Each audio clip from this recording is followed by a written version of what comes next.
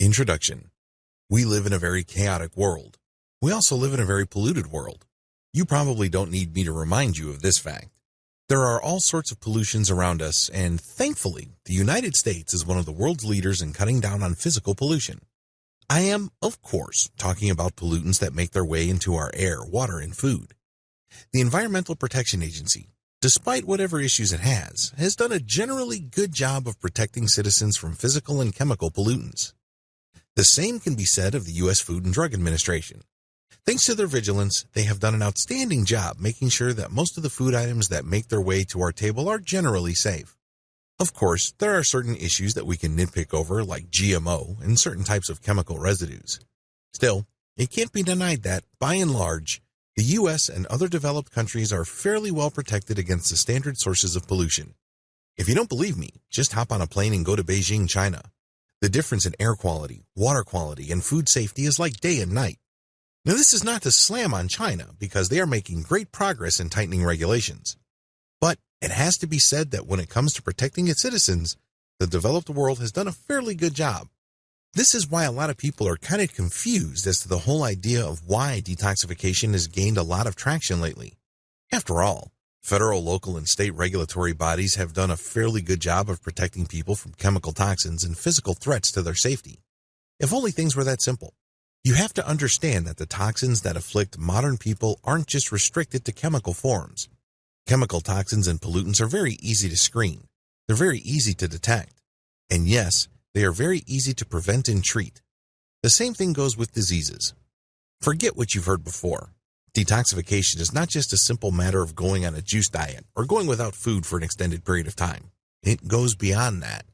If anything else, it means that you're going to have to re-examine the kind of life you are living and the kind of life you have built for yourself. You can quickly discover that a lot of the things that you choose to believe to be true are actually making you sick. At the very least, they're not helping you perform at peak levels. This training teaches people from all walks of life to conduct a complete detox of their life. This detox regimen applies across the board. Whether you are suffering from mental toxins, or you're struggling with spiritual pollutants, or you are faced with the standard physical adulterants that weigh you down and drag you back, this training has something for you. By using a holistic method to detox, you will be able to live life to the fullest. If you are in any way, shape, or form unhappy, frustrated, or feeling stuck in your life, it is because you have allowed certain things to weigh you down. This is just as bad as being addicted to drugs. This is just as problematic as struggling with chemical pollution. Just because you can't see it, smell it, taste it, or hear it, it doesn't mean it doesn't exist. You know full well the effects of mental pollution. This training enables you to break free from all of that so you can live up to your fullest potential. All of us are on this planet for a purpose.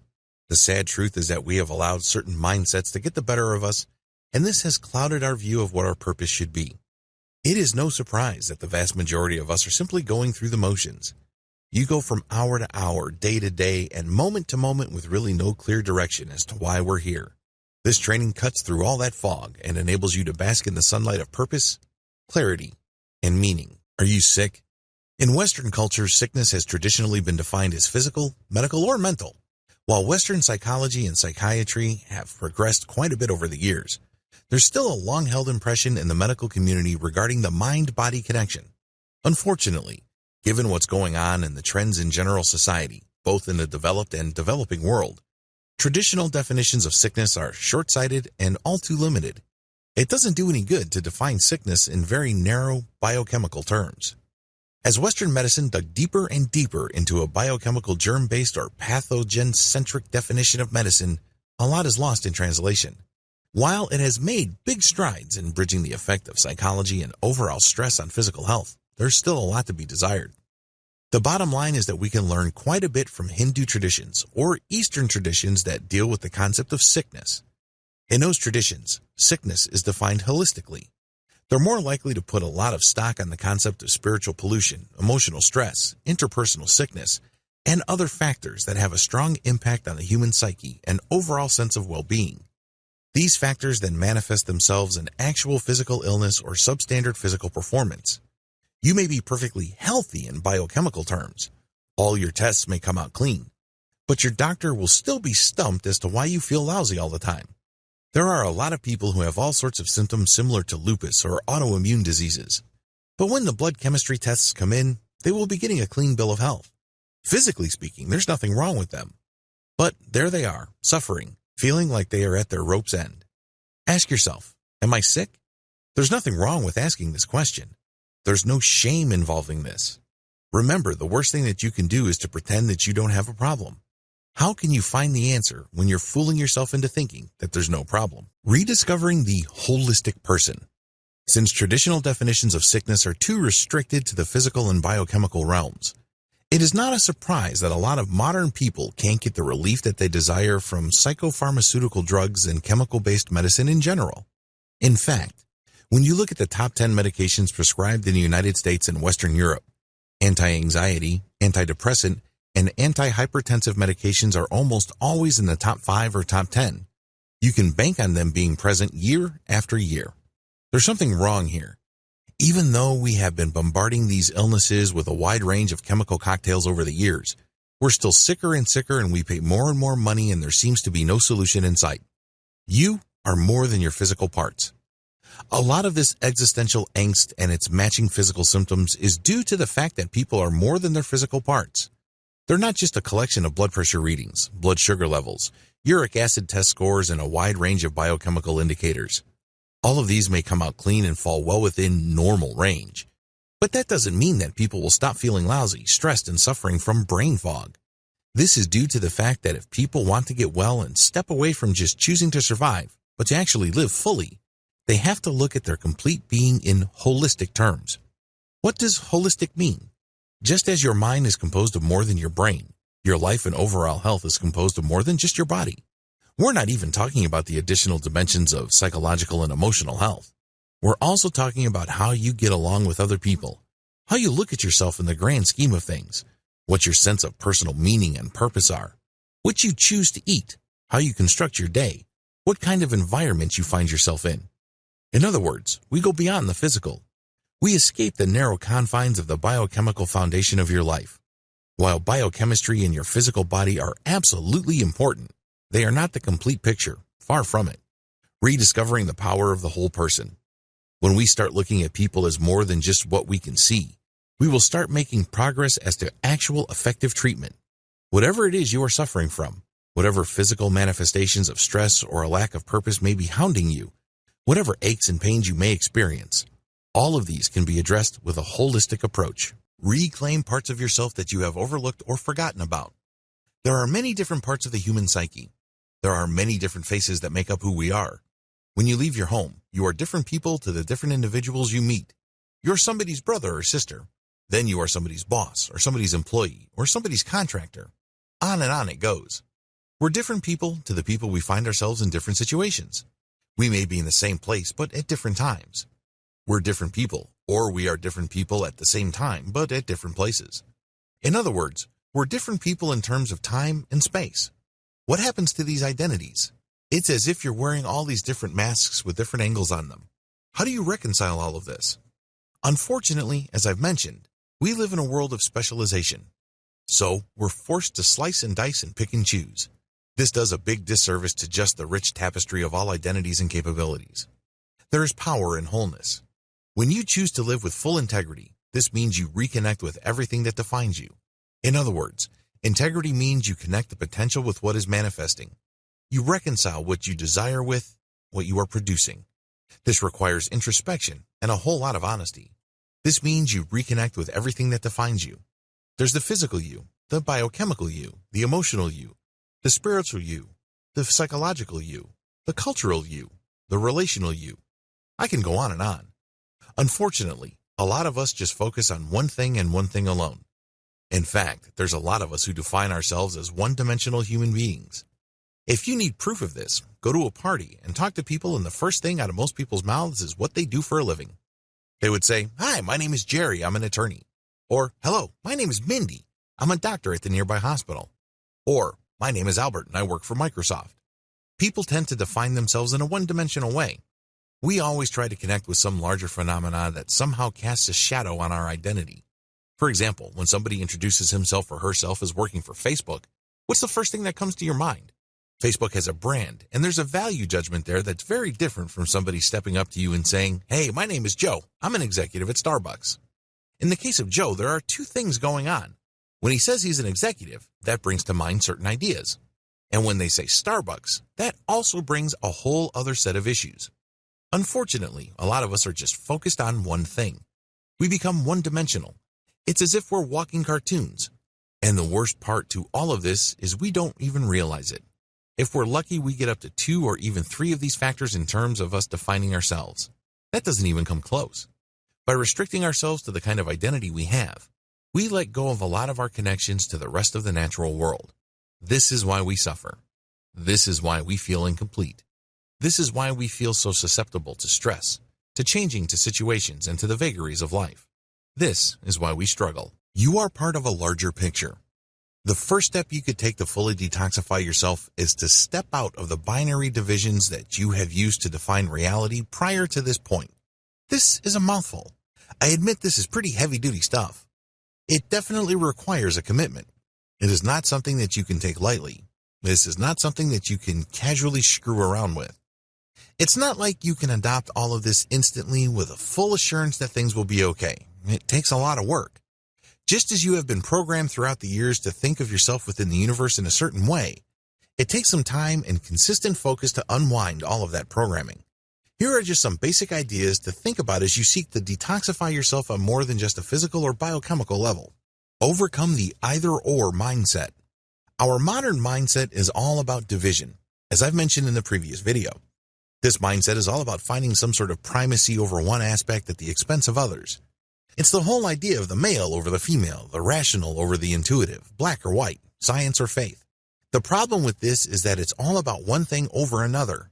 There's little space for a gray area. There's little space for intuition, hunches, nuance.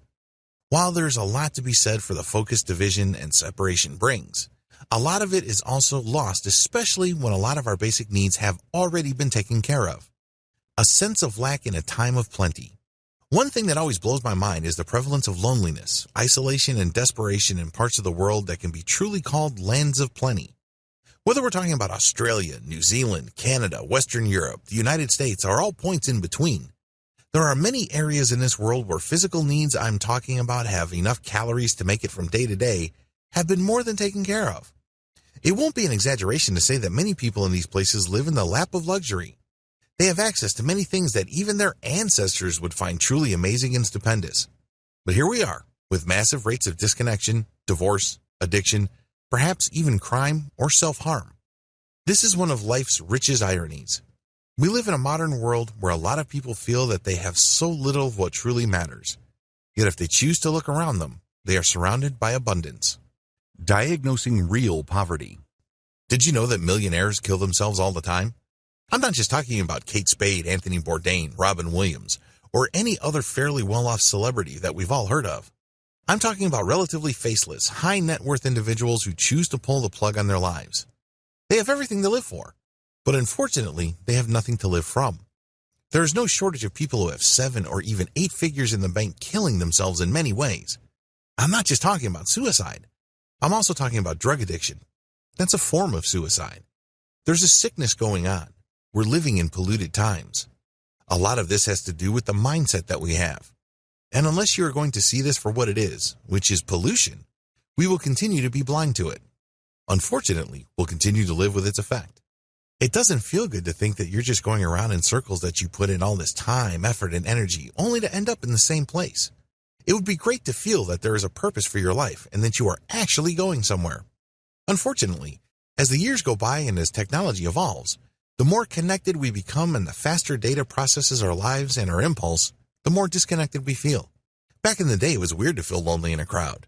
Now, you can see street scenes all over the place of people looking at their mobile devices all at once. They're all connected and disconnected at the same time. We're all living in our own little world, but that world is disjointed, private. We're at the same time collaborating through all this technology, while at the same time stewing in our own personal mental prisons. A lot of this can be traced to the fact that we have let certain pollutants get the better of us. Be aware of your pollutants. What pollutants hold you back and drag you down? What pollutants do you need to detoxify yourself of? This is where things get a little tricky because it's very easy to define pollutant in terms of biochemistry. Heavy metals are pollutants. Mercury is a nasty pollutant. Excess carbon dioxide in the air as well as methane are well-known pollutants. It's very easy to think of pollutants in strictly physical or biochemical terms. Either we insist that we see it like in the form of sludge, oil spills, or chemical contamination, or detect it in some way or other like in the form of escaping gas.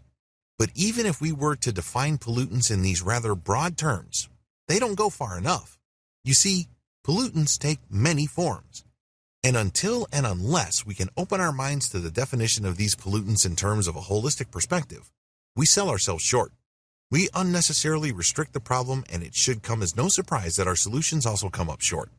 What follows is a holistic definition of pollutants. Until and unless you can wrap your mind around these, the real solution won't come. You'll still feel stuck. You'll still feel that something is missing in your life. You'll still have a tough time making sense of things because you constantly find yourself comparing yourself to others. You have to have a more expansive view of pollutants so you can go through a truly effective detox program. Limiting beliefs.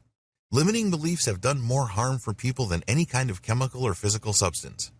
Think about it. If you can see a sign that says biohazard, or you see a radiation warning sign or some sort of chemical spill danger sign, you'd back off. It's pretty straightforward. After all, these are physical pollutants. Not so with limiting beliefs. In fact, a lot of people think that their limiting beliefs are part of who they are. I can't even begin to tell you how many people I've come across who are extremely negative, caustic, and toxic. When I talk to these individuals, they basically tell me, this is who I am, this is all I could be, I was born this way. This is a problem. Unlike physical pollutants, which you can easily see or physically detect through your five senses, mental and spiritual pollutants are more pernicious. They cling to you, kind of like a case of bad BO. And just like BO, the longer you have it, the less you smell it. Your limiting beliefs, sooner or later, define you. Remember, your limiting beliefs are your personal filter for reality. It's like a pair of glasses you put on when you look at everything around you. Of course, depending on the color of your lenses, the appearance of your world can dramatically change. Before you know it, you assume that the world really looks like this, but it turns out that you can change those lenses. What makes limiting beliefs so dangerous? So what? We all have these attitude sunglasses. Isn't one just as valid as another? Isn't that part of the diversity of life? What's the big deal about limiting beliefs? Well, limiting beliefs are dangerous precisely because they trick you into thinking that they come from you. You are under the impression that your limiting belief is just restricted to you, that it's part of who you are, that it's the product of you living your life. We make all sorts of grand justifications and explanations about our limiting beliefs. It's kind of like being bound in handcuffs, and you spend a lot of time decorating your handcuffs. Maybe you'd be better off realizing that you're wearing handcuffs no matter how beautiful those handcuffs are. Maybe the better approach would be to think about how to take off those handcuffs. But unfortunately, we reach a point with our limiting beliefs that we believe they're a part of our identity, and we simply cannot let go of them. In fact, some people take this to the next level and say they will die without these beliefs. They draw neat, tidy lines of limitation around their complete life, who they can be, the things they can do, the people they can hang out with, and what their future could look like. The reality behind limiting beliefs. What if I told you that your limiting beliefs are chosen? You don't have to keep saying to yourself that you are dumb, or you don't have what it takes, or that you have no money. You don't have to keep saying to yourself that you're unlucky, or that you're ugly, or too old to get married. Just as you are able to choose them in the first place, you can choose to let them go. At first, you took on a limiting belief casually. You kind of picked it up as you were moving along. But the more you lived your life, and the more you believed in that belief, and the more you chose it to filter your reality of the outside world, the stronger it became. It became harder and harder to let go. Celebrate your power of choice. The key to detoxifying yourself from limiting beliefs and other forms of spiritual pollution is to rediscover your power of choice. I know you're going to have a tough time taking this in, but you have a choice. You may not think that you're a victim. You may think that your life is already set. You may think that there's really not much you can do about your life. You're definitely welcome to think these things, but they are not reality. You have to understand that victims cannot choose. Life simply inflicts oppression on them. They have no choice in the matter. I'm happy to report that you are never a victim. You can always choose. Even if somebody's inflicting harm on you, you can choose on how to respond. If and only if you accept this fact, then you will be on your way to becoming a victor. You know what a victor is? It is somebody who makes things happen instead of somebody who constantly asks in desperation and helplessness, what happened? The good news is you can detoxify yourself from limiting beliefs and other spiritual pollutants. But you must take the first necessary step. You must first realize that you chose your life and you can choose another kind of life. From victim to victor, the detox path. Are you a victim? You can be completely honest. I know that in our society, it's not exactly a good thing when people come out and say that they feel like they're victims. But if you want to fully detoxify from all the pollutants in your life, you have to come clean. You have to be authentic and true to yourself. If none of this makes sense, ask yourself the following questions.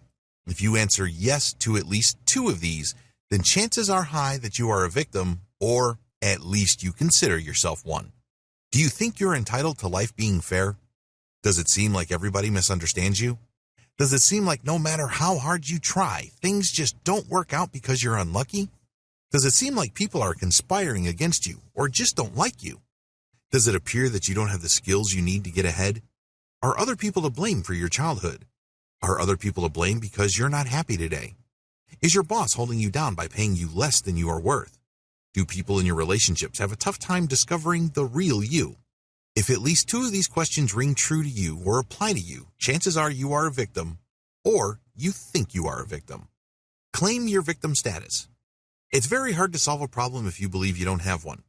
For example, it's very hard to get an alcoholic to stop drinking if they don't think they're an alcoholic. If they have no problems with how much they drink and what they drink, then they're not going to get any better. There's no problem to solve. The same analysis applies to your self-victimization. If you think you're like a victim, then now is the time to get to that moment of truth. You have to be clear with yourself. This means you have to be completely honest with yourself. At this point, you may be working with the assumption that you are some sort of victim. Ask yourself, am I really a victim or am I just acting like one? Do I think like one? Do I understand the world like a victim? Please understand that this is not blame finding. I'm not trying to make you feel bad about yourself or put you on the spot. But until and unless you can accept the fact that you've been playing the victim game or whipping out the victim card at every opportunity, things are not going to change. Your life is definitely not going to change if you keep this up. Own up to this. Is this what you're doing? Do you see yourself as some sort of victim? Do you always see yourself as the underdog? Do you see yourself as the person that things are happening to instead of the person who is actually making things happen? You have to be completely clear here because if there's any kind of victimization, you have to look at it straight in the eye and accept that this is happening. If you are in any kind of state of denial, progress is impossible. How can there be progress when you deny that there's even a problem in the first place? You won't be able to fix what you need to fix. Detox step number 1. Stop blaming other people in situations beyond your control. When you blame other people, you're actually handing power over your life to those people. Think about it. This logically makes sense. Since you say that they caused your problem, then this automatically means they will have the solution. You've spent all this time blaming other people and unwittingly took all the power to change your circumstances from your hands and placed it in their hands. Obviously, this is not empowering. This is not helping things. This is only going to make your life worse and worse. Sure, it feels good because you have some sort of emotional release. Who doesn't feel good when the weight of responsibility is lifted off their shoulders? When you feel like you're a victim, you don't have to change. Other people have to change. Doesn't that feel good? But the problem is you pay a very big price for that sense of emotional release or even your sense of vindication. That sense of vindication you feel when you blame other people, like your father abusing you or your mother making you feel like garbage, comes at a very high price because you rob yourself of the power to make something out of yourself. Of course, most people don't phrase things this way, but in operational terms, psychologically, this is the effect. Here's the truth. The people you're constantly blaming, they're gone. Seriously, they're living their lives. Maybe they have new families. Perhaps they've moved on. As traumatic as that experience may have been for both of you, they're not in any way, shape, or form feeling your anger, hate, and resentment. The only person taking the brunt of all that emotional damage is you. Stop beating yourself up.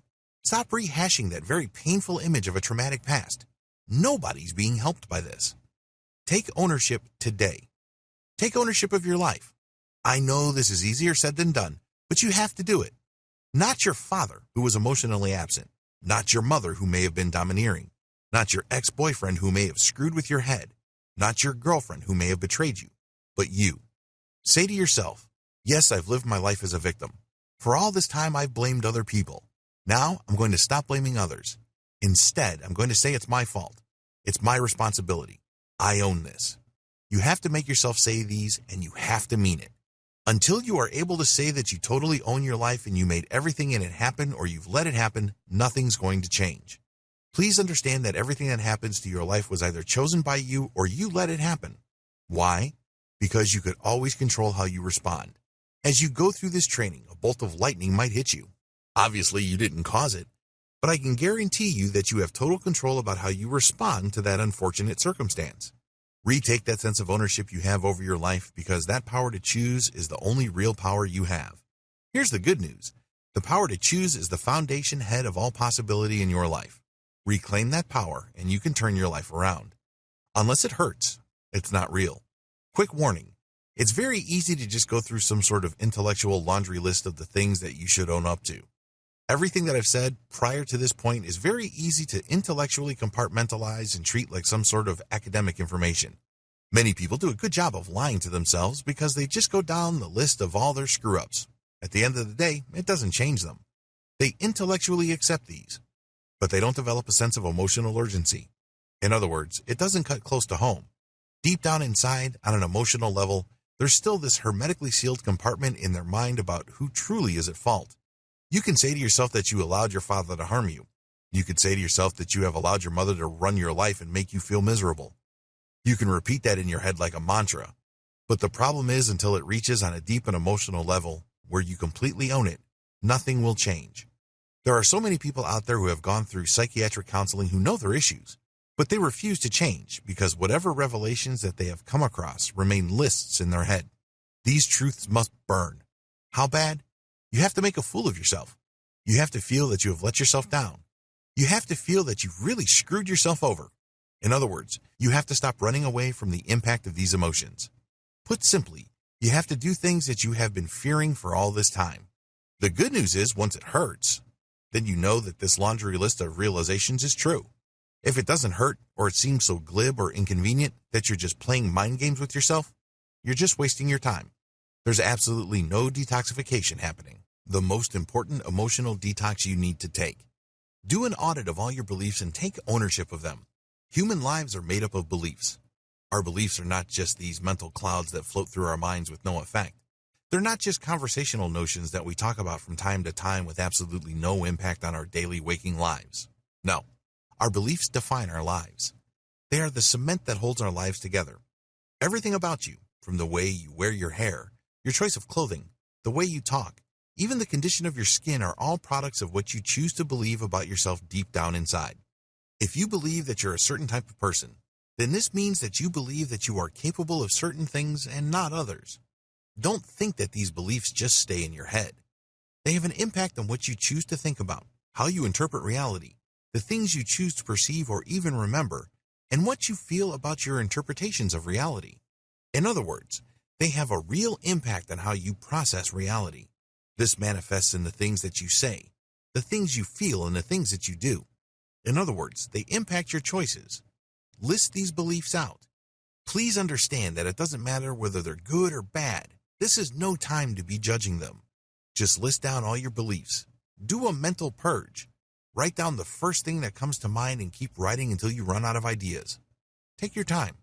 Work from where you are. It's very easy to say that you should let go of limiting beliefs. It's very easy to view your life as a simple menu with certain disagreeable items on it. It is tempting to think that to improve your life, you just need to cut out the disagreeable items and you can move on. It doesn't work that way, sadly enough. Whatever garbage, poison, or cancer you think your life may have is simply a matter of interpretation. As the old saying goes, one man's garbage is another man's treasure. It all depends on your point of view. That traumatic experience that you think robbed you of your childhood might actually be the cathartic experience somebody else needs to become a winner in life. Two completely different people who undergo the same traumatic experience often come out in two totally different ways. Understand that your interpretation of your reality is encapsulated in your belief. It's only as negative as your willingness to view it that way. You interpret your experiences as negative, and guess what happens next? That's right. These experiences have a negative effect on how you feel and think about things. Ultimately, they have an effect on how you do things. There is a better way.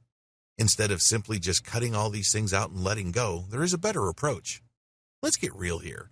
It's almost impossible to cut out your past. It's not as if you can take some sort of amnesia capsule. It doesn't work that way. You will always have your past. Those experiences happened. These are facts. They're not going to go away anytime soon. The better approach would be to rearrange your mental furniture. Step number 1, reinterpret your beliefs. Beliefs don't come out of nowhere. There are certain facts in your background or in your life and certain experiences that support those beliefs. It's as if they give oxygen to those beliefs, and these facts maintain your beliefs.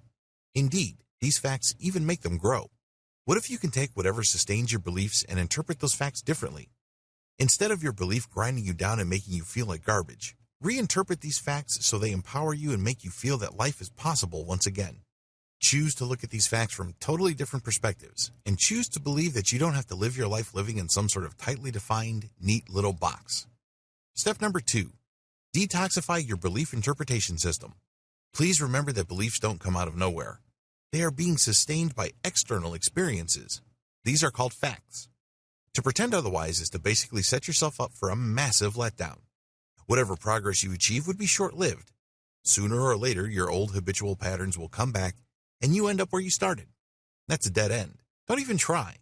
For this detox step to work, you have to detoxify the way you interpret your personal reality. Ask yourself, is this the only way to interpret these facts? Is this the only reading? Or is there something more neutral, or better yet, something more positive? Follow these steps to detoxify your mindset. Ask yourself the following questions. What am I really perceiving? When you ask yourself this question, you force yourself to be more objective. This means that you look at things both at face value and also in terms of alternatives. Next, ask yourself, what do I normally assume about the things that I experience? When you do this, you're basically asking yourself, is there any other way to interpret the things that I am perceiving aside from my habitual interpretations or responses? You're giving yourself an out. You're giving yourself an alternative. Look for a neutral interpretation, or, if you can do it, a positive read on the objective stimuli that you are observing from the real world. Identify an empowering interpretation and repeat it at every opportunity. Practice makes perfect. It's very hard for many people to adopt a new habit precisely because they feel they don't have time. The way you think about the world and your place in it form a big part of your mental habits. A key part of mental detox is to let go of this through the repetition of a more empowering interpretation. The moment an image of your abusive father comes to mind, you can always try to override it by saying, well, my father was working. When he came home, he was dead tired. He didn't have time to screw around with kids who did not appreciate him. Try to put yourself in the shoes of your mother, who you felt throughout all this time was domineering and controlling. Is there any other possible explanation why she behaved the way she did? Put yourself in the shoes of your ex-girlfriend who stabbed you in the back by sleeping with your best friend. Is there a possible justification for that? I know that none of this is easy because a lot of this involves facts that you may have been trying to run away from for so long. But until and unless you confront them and, most importantly, look at alternative readings based out of compassion or empathy, nothing's going to change. Your old mental interpretation of these triggers will keep feeding into your mental habits. Repeat it until it sets in. Repeat your new interpretation until it sets in. Keep repeating it until it becomes habitual. How do you know it's habitual? When it becomes your automatic response. That mental image flashes. For example, your father leaving your family, and then a new interpretation comes in. When you can see daylight between how you reacted in the past, which is anger, resentment, and self-blame, to something more positive, then you're not trying hard enough. Keep repeating it until you see that distinction. This kind of thing is not going to happen overnight, but the good news is that it does assume some form of momentum. Eventually, you start displacing your old mindset. Spiritual detox. A lot of people struggle in life because they are so obsessed about figuring out what to do, when to do it, and who to do it with. They obsess about these questions so much and for so long that they've lost sight of the most important question. Believe it or not, there is a question that transcends all of these. The most important question is, was, and always will be, why? Think about it. If you don't know why you're here, then all the technical knowledge in the world won't do you any good. You'll still feel empty, directionless, and purposeless. It will all seem, at a certain standpoint, empty, shallow, and pointless. It often takes just one bad day for all this to come crashing down around you. It is no surprise that a lot of people feel lonely in a crowd. It is not all that shocking to discover that a lot of people feel depressed. They deal with these issues in varying shades of socially acceptable ways. In our society, it's socially acceptable to cheat on your partner when you feel a deep and profound personal existential loneliness. You fill this hole in your soul with sex, and you confuse physical intimacy with spiritual intimacy and fulfillment. The same goes with drinking and, to a certain degree, drugs. But let's get real here. They're all coping mechanisms. Few and far between are the people who see this issue for what it is. All these are a reflection of a spiritual lack. Due to spiritual pollution, we have lost our sense of purpose. Spiritual detox. Identify your purpose. I know this sounds shocking, but everybody's got purpose. That's right. You've been put on this planet for a reason. You're not just a random collection of cells. You're not just a cluster of tissue. There is something to you that is intrinsically important. I know you feel small. I know you feel voiceless, powerless, inconsequential. But the truth is you have a purpose. The problem is most people refuse to own up to this. The truth is we all have a sense of purpose. Maybe sex is your sense of purpose. Maybe drugs give you purpose. Maybe making more money is your purpose. But the fact that you are acting and setting goals and planning based on something you cannot see right now means that you are capable of living in a purposeful way. It may not be the right one. It may not even be optimal. It may even lead to dead ends and further frustration and depression. Still, there is that power to operate from a sense of purpose. Ask yourself this question. What is my purpose right here, right now? Is it sex? Money? Drugs? People's validation? Living up to your parents' expectations? Trying to impress other people? What is it? Now for the key question. Ask yourself this key question. Now that I have a clear idea of the laundry list of purposes that I've given myself, does it make sense to me? I want you to wrap your mind around this question and think about this deeply. You know what's operating. You know what's animating it. You have to be completely honest about it. But now you have to ask yourself, does it serve my purpose? How do you know this? What kind of map or compass do you need? Well, it's very simple. You just have to ask a follow-up question. Do these purposes lead to the life that I want for myself and my family? If your purpose is drugs, does it lead to the life that you want for you and the ones you love? If your purpose is sex, does it lead to those things? Be completely honest with yourself. Let me cut straight to the chase. If you're going through this training with any kind of honesty, the obvious answer is no.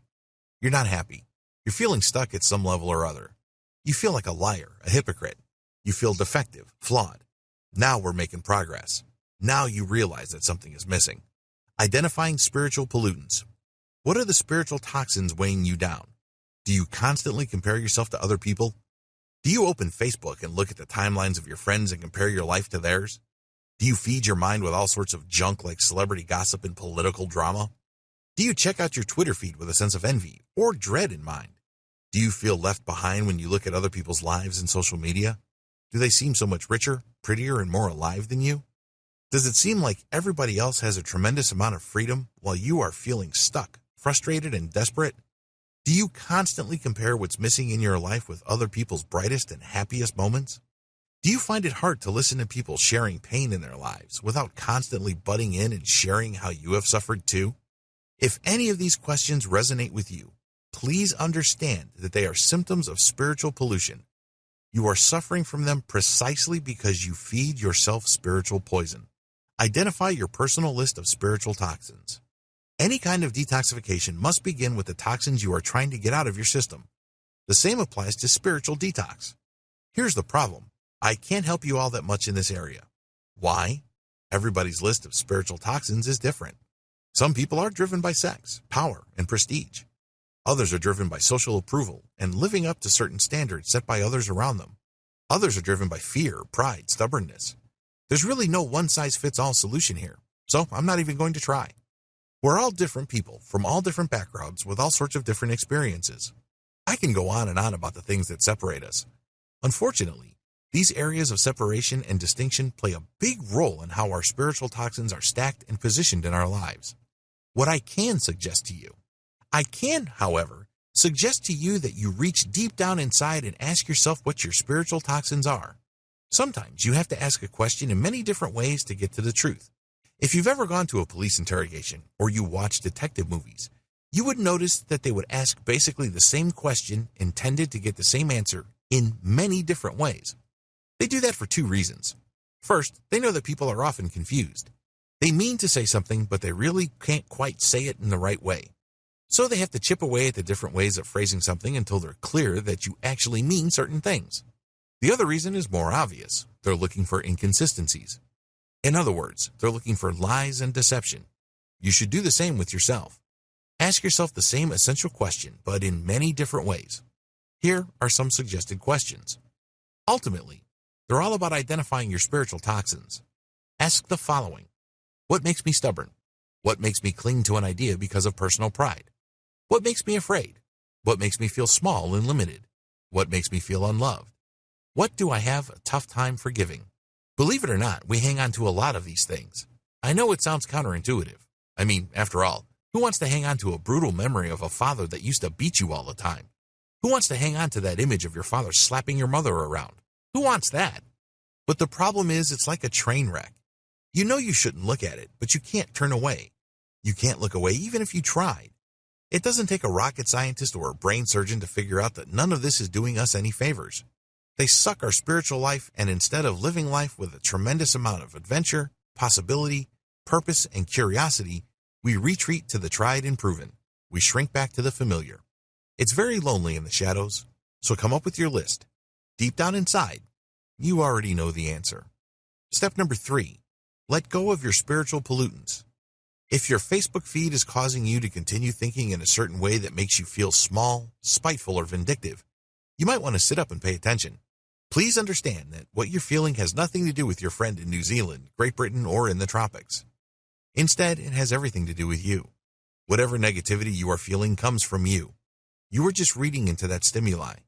It could be somebody else. It could be somebody living in Iceland or Greenland, and you will find something to be envious about because it reflects what you feel is missing in your life. Similarly, if the people you hang out with tend to bring out the gossip in you, or tend to bring out the critique or hater, you might want to open your eyes to this reality. If the kind of books and music you consume always make you wish that you were somebody else, living a better life, doing better things with your time, you might want to think twice. I want you to come up with a long laundry list of the things that you normally do that trigger negative mindsets or things that don't spiritually sit well with you. Step number 4, turn your back on spiritual junk food. I've got some great news. Spiritual detox does not involve cold turkey. If you've ever struggled with trying to quit smoking, you know exactly what I'm talking about. Let's get real here. It would be impossible for most people to quit the first time they tried. I'm not saying that cold turkey doesn't work. It does. It worked for me. But you have to try again and again. When it comes to spiritual junk food or toxins, the better approach is to incrementally or in a step-by-step way pull back from the things that normally trigger you and make you feel small, petty, and resentful. Do you spend a lot of time checking other people's photos on Instagram and imagining yourself living their lives? You might want to cut back on that. Do you spend a lot of time comparing yourself to your friends' travel photos on Facebook or Flickr? You might want to give that a break. Please understand that you shouldn't go through a complete break where you let go of these immediately. I'm telling you, if you try to do that, it's just not going to happen. Instead, gradually realize that you're doing these things. Be aware of what you're doing. You're not making the envy, resentment, and frustration go away. Instead, you're feeding it. And the more you realize that and the clearer everything becomes, you will find the strength to do what you need to do. This is how you feel empowered. The bottom line is you have to realize and say to yourself, when I do these things, it brings out the worst in me. Get your moment of truth. Everybody who's ever gone through a life-changing episode goes through a moment of truth. It is that time when the alcoholic wakes up in a pile of vomit at the bottom of a public toilet. It is that time when a drug addict wakes up in an ambulance on the way to the emergency room. It is that time when an unfaithful girlfriend has a gun drawn to her face by the partner of the guy she's messing with. Everybody's got a moment of truth. Imagine what your moment of truth would be like if you continue to suck up all that spiritual pollution. The good news is that it shouldn't take much imagination. After all, you've gone through this training because you're unhappy. You're going through this training because at some point in your life, you're feeling stuck. Get your sense of urgency.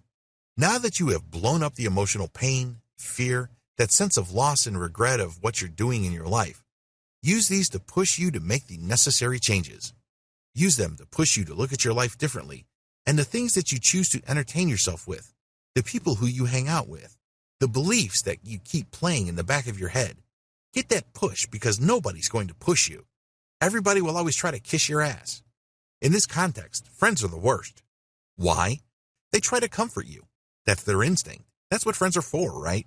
But the problem is you don't need a friend right now. Instead, you need somebody to tell you the truth and nothing but the truth. You need somebody who would light the fire underneath your feet so you can get moving. Otherwise, it's too easy to just fall for reassurance because, after all, there will be another day. Right? The problem with tomorrow and getting things done tomorrow is that tomorrow never comes. You have to do it now. Holistic detox. I've focused on the most important stuff. Have you noticed that up to this point I haven't talked about physical detox? It's because physical detox is the least of your worries. The physical issues that you may have, the financial problems that you are struggling with, the sexual issues that you may be grappling with, all of these are just icing on the cake. This is the tip of the iceberg. I'm focused on what really matters, which is your mental, emotional, and spiritual state. Fix those, and the tip of the iceberg changes dramatically. Fix what's inside, and the outside will take care of itself. Whatever it is you're struggling with and whatever bad habits you may have are just all emanations and manifestations of things going on deep down inside. And this is why this detox system works from the inside out. I'm not saying that I will completely disregard the need for physical detox, but it's just one part of the equation. Start with a mental detox. Adopt meditation and mindfulness practices. Try these 3. You can easily find guides on these meditation mindfulness techniques online. I've listed these 3 since they are the most effective for me. 1. Count your breath. 2. Present object observation or single object observation. 3. Transcendental meditation. Use your increased mental focus to separate your feelings from your external stimuli. You don't have to get upset when your girlfriend says you're a loser. You don't have to immediately feel sad when you remember your mother abandoning your family for another man. You don't have to go off the deep end when that mental image of your boss verbally humiliating you in front of the 300 people flashes into your mind. Learn how to separate stimuli from habitual mental interpretation through mindfulness and meditation. Emotional detox. Actively let go or neutralize negative emotions. When you see, hear, or detect something that emotionally triggers you, consciously come up with an opposite reaction. For example, you're scrolling through your Facebook feed and you notice that your ex-boyfriend now has a new girlfriend and she is 1,000 times prettier than you. When you detect that spark of anger, resentment, hate, or envy because he's moved on, quickly counteract it with feeling happy for him, feeling happy for her. Share their joy. In Buddhism, depression is almost impossible because one of the skills you learn as a Buddhist is to share other people's joy. Be grateful for them. Practice gratitude. Be grateful for what you have. You may be on your deathbed at a hospital room with stage 4 cancer. Be thankful that you can still breathe. Be thankful that you can still have time even though it's very short. Be thankful that you have one final chance to put everything together so you'll go out with some sense of meaning and purpose. Whatever it is, be thankful. It's hard to find an unhappy person who is also ungrateful. It's almost impossible. Mentally detox by being in the moment. Mentally and spiritually detox by being in the moment. Transcendental meditation is good for this because TM melts your thoughts. You're not agonizing about things that happened in the past. All that is pointless because you can't change the facts of the past. The past is the past. It already happened. By the same token, you're not beating yourself up unnecessarily about things that have yet to happen. Why worry? It hasn't happened yet. Instead, you've trained yourself to focus on the moment. There's nobody to become. There's nothing to apologize for. There's nothing to be. There are no people to please. There's no need to be validated. You just are. Let that sink in. Tap the power of just being. There's nothing to compare yourself to. There's nothing to live up to. There's just the present moment. Let go of everything else. Unleash the power of fasting. When it comes to physical detox, nothing beats fasting. Seriously, that's the bottom line. Fasting explained. Fasting is essentially letting go of solid food. Whether you stop eating for 1 day or 40 days, it's all about letting go of solid food. That's the classic definition of fasting. I suggest that you adopt a fast. There are many different variations of this. Different variations of physical fasting. You can do the classical fast, which is water only. You can do the juice fast. You can do the Daniel fast of the Hebrew Bible. Classic fast. Classic fasting simply means you drink only water. However, don't think that you're not eating when you are fasting. You may not be eating physical food, but you must eat spiritual food. This is why I suggest that you adopt a meditation practice, that you keep a journal, and that you watch what you feed your head while you're going through a fast. Feed your head inspirational things that push you to become a bigger and better person than who you think you are. Feed on things that break down your ego and crush your pride. Feed on things that destroy your ears and fill you with a tremendous sense of possibility. These are all mental and spiritual food. The great thing about fasting is that it enables you to hunger for this type of food, so the sustenance that you get becomes more important than physical sustenance that preserves your bones, tissues, and blood. The juice fast. There are many different variations of juice fasts. I suggest that you drink juice that is not all that sugary and satisfying. It should have some taste, but that's all. The whole point here is not to get distracted by the syrupy goodness of your juice. Instead, it should have a little bit of flavor and a little bit of calories, but not really all that different from water. Remember, when you're fasting, you are aligning your physical detoxification and letting go of physical toxins in your fat cells and blood with the detoxification happening in your mind and spirit. They have to line up, and this is how you regain your sense of integrity and wholeness. The Daniel fast. The Daniel fast is simply letting go of the most common foods that you eat and just eating only a specific type of food. The classic Daniel fast from the Hebrew Bible is eating only vegetables, but you can use the keto version of the Daniel fast, meaning you eat only eggs, high-fat foods, and zero carbs. If you're looking to lose weight and also turbocharge detoxification, the keto modifications of the Daniel fast can do wonders. Time your fast right. If you're doing any kind of fast that involves ingesting calories, I am, of course, talking about the juice fast or the Daniel fast, time your ingestion properly. One way to boost the effects that you get from holistic detoxification is to ingest calories only once a day. It's going to be very hard at first, but when it kicks, it's a beautiful thing because the discipline that you pick up while you are fasting and going through detox will help you for the rest of your life. You become a more disciplined and focused person. Keep repeating your detox schedule. If you're able to pull off a 1-day or 2-day detox, keep repeating it. Practice makes perfect. Repetition ensures that whatever insights and whatever freedom you have achieved will eventually start to kick in. Eventually, it will become permanent. The key is to keep going through this fasting and detox process. Scale up when it becomes comfortable. Once you think that things have gotten easy regarding the type of fasting you're doing, scale it up in terms of intensity or kind. For example, you started out with the Daniel fast for 3 days. Try to go 10 days, then 21 days. Once you've mastered the Daniel fast, then move on to a juice fast. Scale that up and then go to a classic fast. There's always room for improvement. Conclusion. If you are weighed down, frustrated, or feeling stuck, please understand that it's all an illusion. You're feeling stuck because you think you're stuck. You're feeling powerless because you imagine yourself to be lacking power. Do yourself a big favor and start making new choices. And the best choice that you can make is to detoxify your mind, spirit, and body. Follow the tips outlined in this training and scale up conscientiously, and you'd be surprised as to how far you can go. You'd be surprised as to how capable you truly are as a human being.